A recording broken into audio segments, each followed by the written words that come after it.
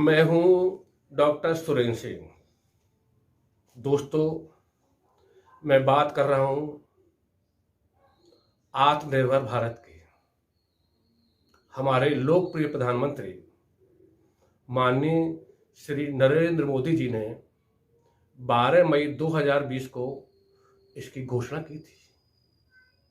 यह घोषणा कोई छोटी मोटी घोषणा नहीं थी, न हवाई थी, क्योंकि इसके साथ उन्होंने 20 लाख करोड़ के राहत पैकेज का भी प्रावधान किया था। आत्मनिर्भर भारत, ये बहुत बड़ी बात है। कितना अच्छा होगा, हमारा देश आत्मनिर्भर हो जाएगा।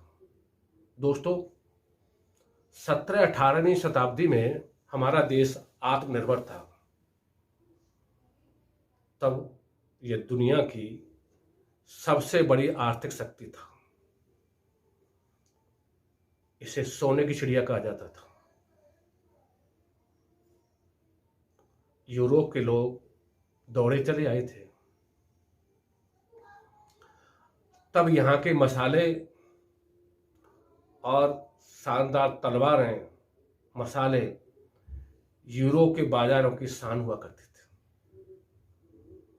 सरकार के आत्मनिर्भर भारत अभियान के कई पहलू हैं। एक यह कि हम अब किसी दूसरे पर निर्भर नहीं होंगे। सारी चीजें हमारे पास होंगी, लेकिन ये संभव नहीं है। आज के ज़माने में सारे देशों की एक दूसरे पर निर्भरता बढ़ी है। यहाँ तक कि बड़ी बड़ी आर्थिक शक्तियाँ भी एक दूसरे पर निर्भर हैं। यह अलग बात है, विकसित देश निर्यात ज़्यादा करते हैं और आयात कम।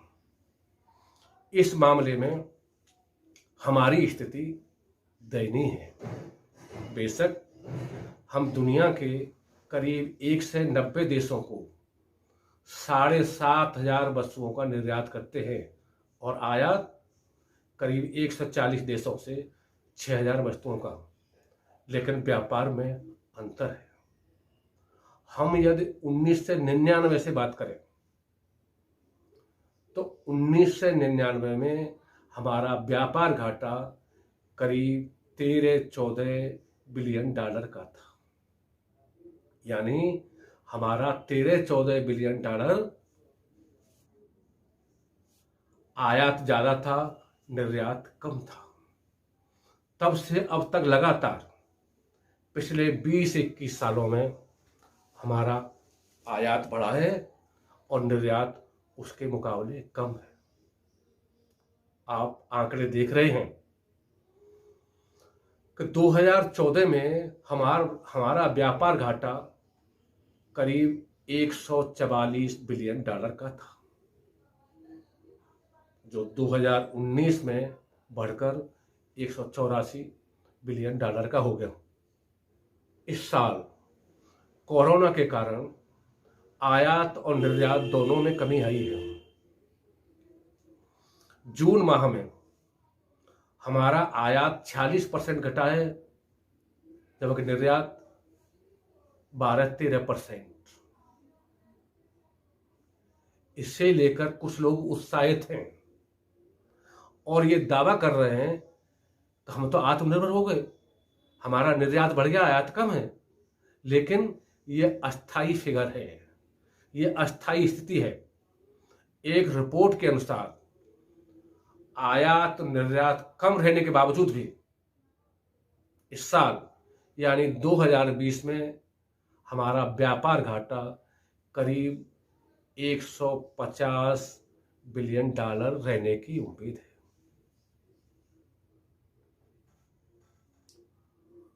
हमारी स्थिति का अनुमान इस तरह भी लगा सकते हैं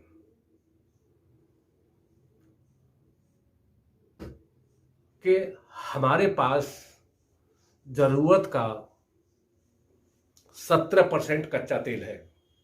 17%। 83% के लिए हमें दूसरे देशों पर निर्भर रहना पड़ता है। इसके अलावा औद्योगिक मशीनरी, इलेक्ट्रॉनिक सामान, मेडिकल उपकरण, जानवरों के और वनस्पतियों के वसा बड़े पैमाने पे हम लोग आयात करते हैं। कहने के लिए हम दुनिया के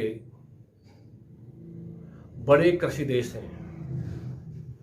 खाद्यान्न, फल और वनस्पति उत्पादन के कई मामलों में हम विश्व के पहले और दूसरे उत्पादक हैं, सबसे बड़े। लेकिन यह भी विडंबना है कि अनेक बार हमारी थाली में दाल और सब्जी विदेशी होती है। हम हथियारों और लड़ाकू विमानों की बात नहीं कर रहे। इसके मामले में हम कम आत्मनिर्भर होंगे, ये दूर की कौड़ी है। सबसे ज़्यादा हम आयात चीन से करते हैं। 2019 में करीब $70 बिलियन का आयात किया था और हमारा निर्यात उसे करीब $17-18 बिलियन का था। हमें $56 बिलियन से ज़्यादा का व्यापार घाटा रहा। चीन से हम व्यापारिक नाते खत्म कर रहे हैं। हमने उसके तमाम ऐप्स पर प्रतिबंध लगा दिया है। ऐप्स पे प्रतिबंध लगाना अलग बात है, लेकिन ज़रूरी चीज़ें लेना अलग बात। हम चीन से नहीं लेंगे, किसी दूसरे देश से लेंगे। इसमें आत्मनिर्भरता कैसे आई? आत्मनिर्भर भारत अभियान का एक दूसरा पहलू है, जिसके लिए 20 लाख करोड़ राहत पैकेज की घोषणा की गई है। इसके अंतर्गत अर्थव्यवस्था को गति देने के लिए 5 चीज़ों पे जोर है। नंबर 1 इरादा, नंबर 2 समावेशन, नंबर 3 निवेश, नंबर 4 बुनियादी ढांचा और नंबर 5 नवोन्मेष। गांवों में रहने वाले मेहनत कशों के लिए मनरेगा में 40,000 करोड़ रुपए का अतिरिक्त प्रावधान किया गया। बजट में मनरेगा के लिए पहले से 61,000 करोड़ का प्रावधान है। दोनों को मिलाकर ये धनराशि 1,01,000 करोड़ होती है। ये कोई छोटी मोटी धनराशि नहीं है। सरकार ने मनरेगा मजदूरी की दर भी बढ़ाकर 182 रुपये प्रतिदिन से 202 रुपये कर दी है। हम जरा परीक्षण तो कर लें इसका कि इससे कितना रोजगार मिलेगा। 1,01,000 करोड़ से 202 रुपये प्रतिदिन की मजदूर के हिसाब से 5 करोड़ लोगों को 100 दिन का रोजगार मिलेगा। केवल 100 दिन। जब मनरेगा में पंजीकृत मजदूरों की संख्या 12-13 करोड़ है, जाहिर है आधे से ज़्यादा मजदूरों को रोजगार नहीं मिल पाएगा। जबकि मनरेगा की एक सच्चाई यह भी है कि मनरेगा में अभी तक जितनी राशि का प्रावधान किया गया पूरी राज्य सरकारों को कभी नहीं मिली, और जितनी धनराशि राज्य सरकारों को मिली उसका पूरा इस्तेमाल कभी नहीं किया। जाहिर है 5 करोड़ लोगों को भी रोजगार नहीं मिलेगा। सरकार ने किसानों की आमदनी दोगुनी करने का वादा दोहराया है। पहले भी कई बार इस संबंध में कहा जा चुका है। ये अच्छी बात है कि सरकार किसानों की आमदनी दोगुनी करने के लिए दृढ़ प्रतिज्ञ है। सरकार ने इसके लिए राहत पैकेज में अवसंरचना सुविधा के लिए करीब 11 लाख करोड़ रुपए का प्रावधान किया गया। यही नहीं, 5 जून को 3 अध्यादेश भी जारी किए हैं। इनके अंतर्गत कॉन्ट्रैक्ट फार्मिंग और कारपोरेट खेती को बढ़ावा दिया जाएगा। बेशक इससे कृषि उत्पादन बढ़ सकता है, कृषि से आमदनी बढ़ सकती है, जीडीपी में वृद्धि हो सकती है, लेकिन इससे बेरोजगारी आएगी। क्यों? कारपोरेट सेक्टर के लोग किसानों से कम मशीनों से ज़्यादा काम लेंगे। मजदूरों की फौज पहले से है, इससे और बढ़ने पे और दिक्कत होगी। सरकार ने मोची, नाई और ठेल लगाने वाले आदि लोगों के लिए भी पैकेज में 10,000 रुपये का प्रावधान किया है। वो बैंक से लेकर अपना काम चालू कर सकते हैं। यही नहीं, सूक्ष्म, लघु और मध्यम उद्योगों के लिए बड़ी मात्रा में धनराशि का प्रावधान किया गया है।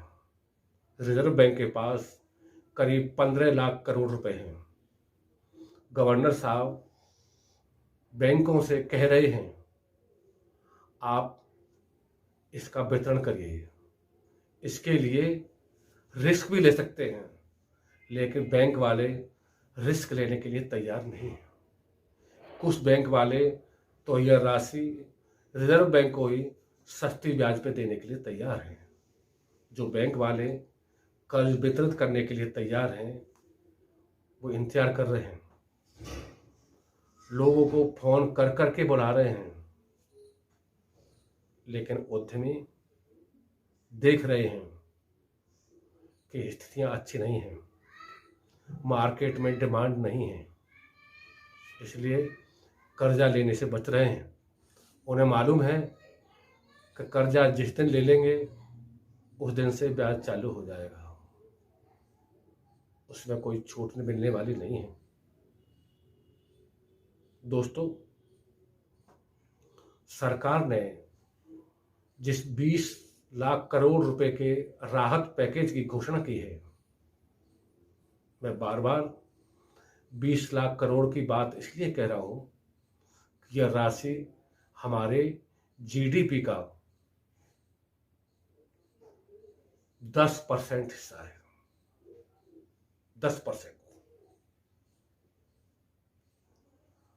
इससे जीडीपी में कोई असर आया हो, ये आपके सामने है।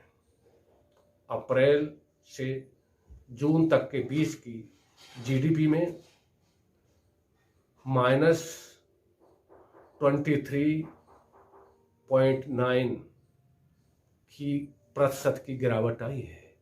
कई बार लगता है कि आत्मनिर्भर अभियान की बात कई नाम बड़े और दर्शन छोटे तो नहीं, लेकिन वित्तीय वर्ष में अभी समय है। हमें उम्मीद करनी चाहिए। जय हिंद, जय भारत।